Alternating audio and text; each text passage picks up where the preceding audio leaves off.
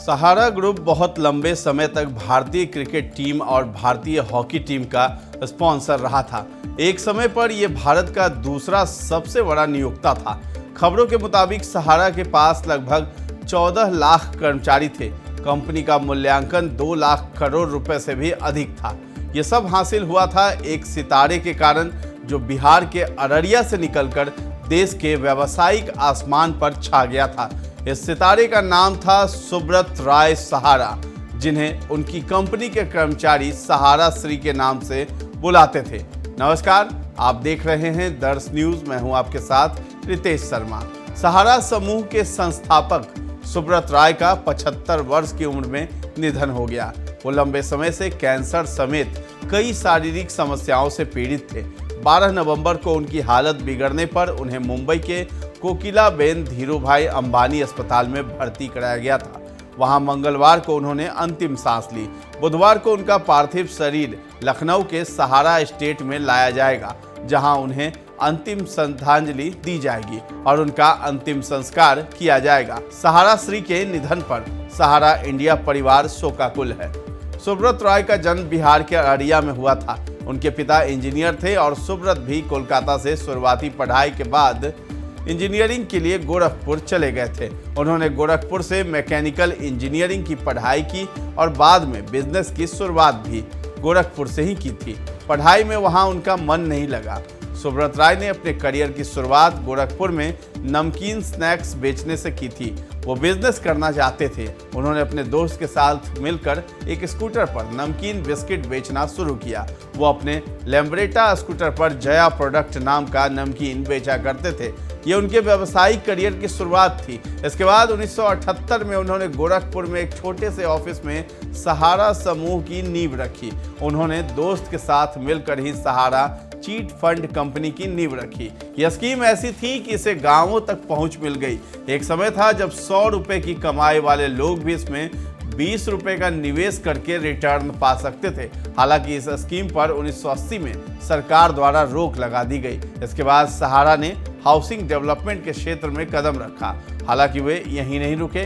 Real estate, finance, infrastructure, media, entertainment, health care, hospitality, retail, information technology, हर तरफ उन्होंने अपने पैर पसारे। वो भारत के दूसरे सबसे बड़े नियोक्ता भी बने। 1991 में सहारा ग्रुप ने राष्ट्रीय सहारा नाम का अखबार निकाला। बाद में कंपनी ने सहारा टीवी नाम से अपना चैनल भी शुरू किया। बता दें कि ये कंपनी मीडिया से लेकर रियल एस्टेट तक सभी उद्योगों तक फैली हुई थी। हालांकि ये उपलब्धि हासिल करने से पहले उन्हें एक हल्का झटका लगा, जब एक इनकम टैक्स ऑफिसर की नज़र उनके कारोबार पर पड़ी।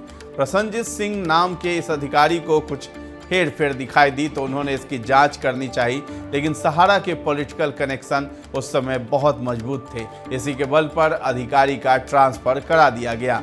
सुब्रत राय ने मुंबई व लखनऊ समेत देश के कई इलाकों में जमीनें खरीदी। लखनऊ में तो उन्होंने सहारा नाम से एक पूरा इलाका ही बसा डाला था। उनके पास देश भर में 750 एकड़ से ज़्यादा जमीन है। इतना ही नहीं, सहारा के पास अमेरिका में 4400 करोड़ के 2 होटल भी हैं। सहारा के लिए बड़ी मुसीबत तब खड़ी हुई जब उन्होंने अपनी 2 कंपनियों के लिए 2009 में सेबी से आईपीओ लाने की अनुमति मांगी। जैसा कि आम तौर पर होता है, सेबी ने उनसे कंपनी से जुड़े विस्तृत दस्तावेज जमा करने को कहा। सहारा ने ऐसा किया और सेबी को उसमें बड़ी गड़बड़ियां नजर आई। सेबी ने पाया कि इन कंपनियों ने बिना लिस्ट हुए ही 3 करोड़ लोगों से 24,000 करोड़ रुपए जुटाए थे।